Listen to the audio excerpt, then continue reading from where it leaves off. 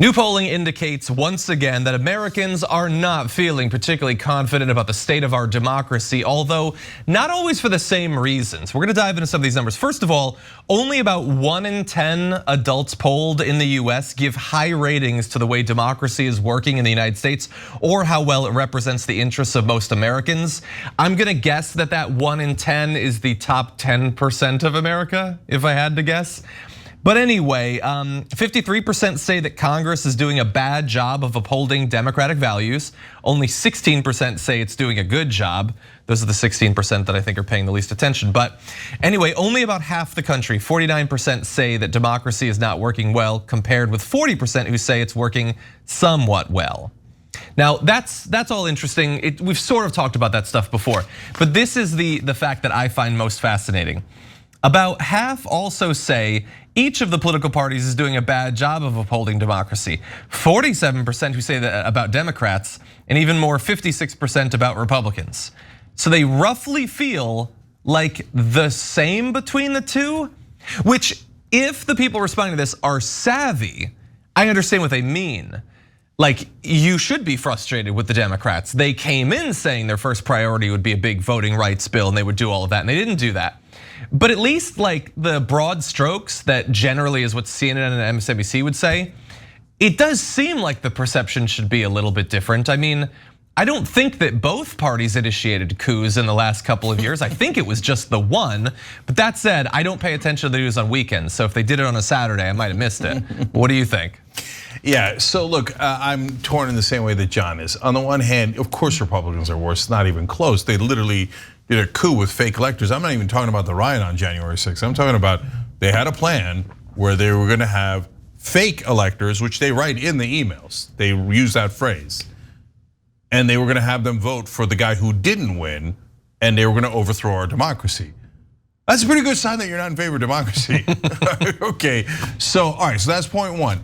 But guys, I don't think that's the main issue here. Yes, that's a giant issue, especially with Trump still running and still has a decent chance of winning.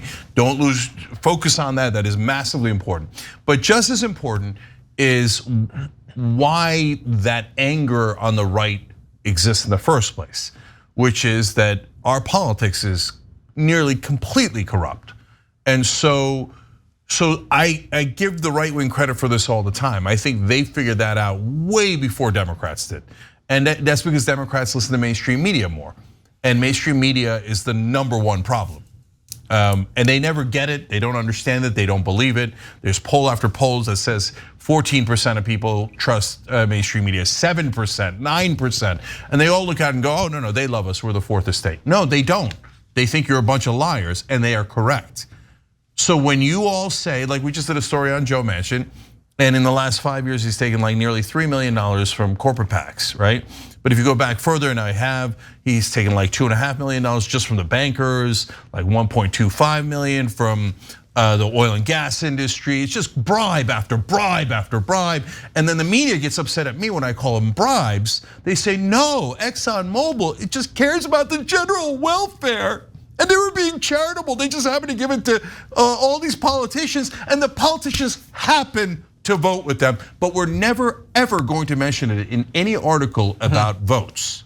When the politicians actually vote, we will never tell you who their donors are and why they voted that way, which is 100% of the reason they vote the way that they do. We show it on the show all the time. We show you, here's their campaign donations they got from corporations, and here's how they voted with them. And it matches up pretty much 100%.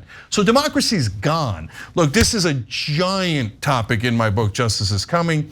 You can get it at tyt.com/justice, where I show you definitively how corporations took over the Supreme Court. The Supreme Court said bribery is now free speech, and corporations can give unlimited money to bribe our politicians. In fact, some of the justices in dissent back in the 1970s when they did this were like, no, this is a mortal danger to our democracy.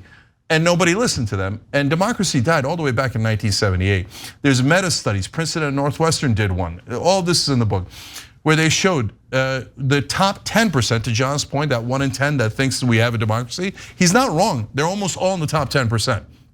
Because the top 10% is super happy.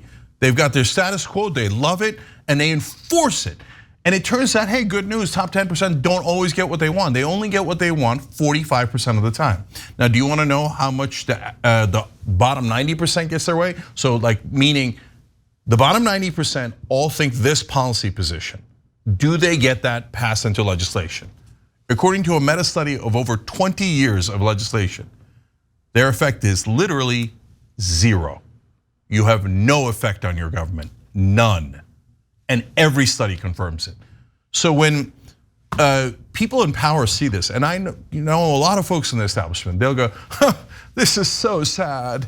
Fox News has corrupted people into thinking that we don't have a democracy. They said, when we have a great democracy, we have to uphold the system exactly as it is, okay? No, you're not missing it. You're the corrupt ones. And all that corruption and all those bribes get funneled right into mainstream media in the form of political ads. So the media and the politicians have agreed, we're going to do massive corruption, we're going to kill democracy, and then we're going to lie about it and gaslight you. But you know what? Good news, it didn't work. The American people are like, no, we don't think we have a democracy. We think you guys are all full of crap. Guess what, Americans? You're totally right. The facts back you up. The problem is, yes, they're right. Everything you've said is correct, obviously, but you have these polls, and we see them happen all the time. Every majority, everybody says everything's terrible. Democracy doesn't work. I hate Congress. They've got like a 5% approval rating, whatever it is. I hate them. I hate it. We need people that work for us. Then they turn around every 2 dang years, go back to the voting booth and say, "Oh, person's been in office 20 years. There you go. Welcome back." Because they don't think it's their person. Nobody, no district in this country wants to look at that and be like, well, everybody's bad, but I think the person I've sent to Congress for 20 straight years, they're the only one doing a good job. And when you have every district out there, or 80 to 90% of them, sending back the same person every 2 years, yeah, nothing's gonna change because you keep sending the same people there. Mitch McConnell has been in that Senate seat since I was 2 years old, and I turned 40 this year. And so it drives me insane that people see that there's a problem. They recognize that these people we have in DC are not working for them. They know that they're not getting anything out of legislation. Most of them couldn't tell you the last bill that was passed that directly affected their lives, but they go back to the polls every 2 years, every 4 years, and they vote for the same people every time, and they don't change a thing. They don't vote in the primaries, so they don't have that voice. They just say, yep, let's send them back 5 years, 10 years, 20 years, 30 years, but I'll keep complaining about it and then doing the same thing because it's not my person that's bad.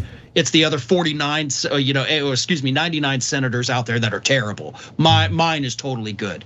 It's maddening that everybody hates it, but nobody wants to say, you know what?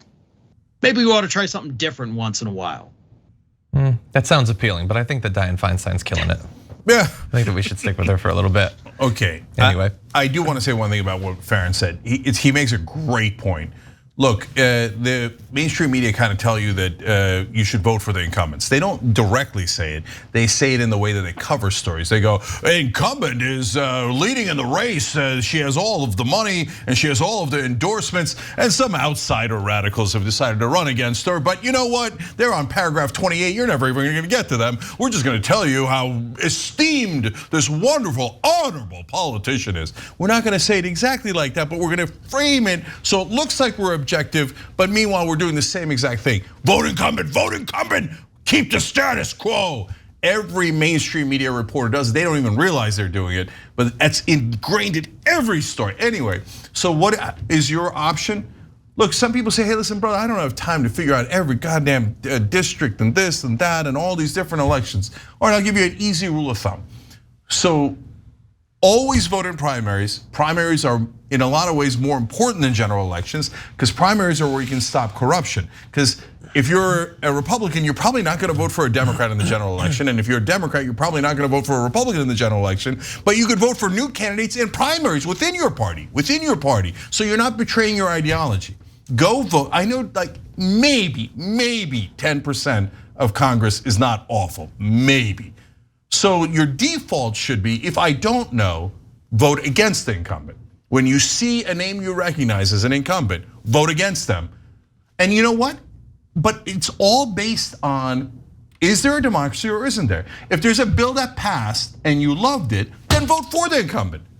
But if it turns out they do nothing after nothing after nothing, which is what they always do, other than give giant giveaways to corporations, then go vote against all the incumbents because they collectively didn't do a goddamn thing.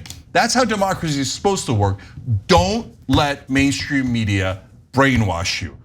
They are trying to get you to vote for the corporate interest, and so don't listen to them. Make sure that you're actually paying attention and take charge of your own democracy. Thanks for watching The Young Turks, really appreciate it. Another way to show support is through YouTube memberships. You'll get to interact with us more. There's live chat emojis, badges. You've got emojis of me, Anna, John, JR, so those are super fun. But you also get playback of our exclusive member-only shows and specials right after they air. So all of that, all you gotta do is click that join button right underneath the video. Thank you.